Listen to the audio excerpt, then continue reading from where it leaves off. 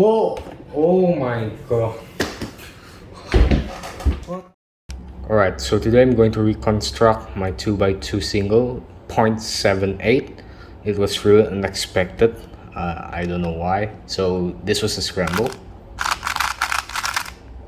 So as I noticed here that white was the easiest one to solve, so I put the white bar right here at the bottom, and then I saw these two pieces, and then what I did was just R prime, U, R prime, U prime, R, U, R prime. It was 7 moves, and well, I didn't really expect it. It wasn't one look though, but nice.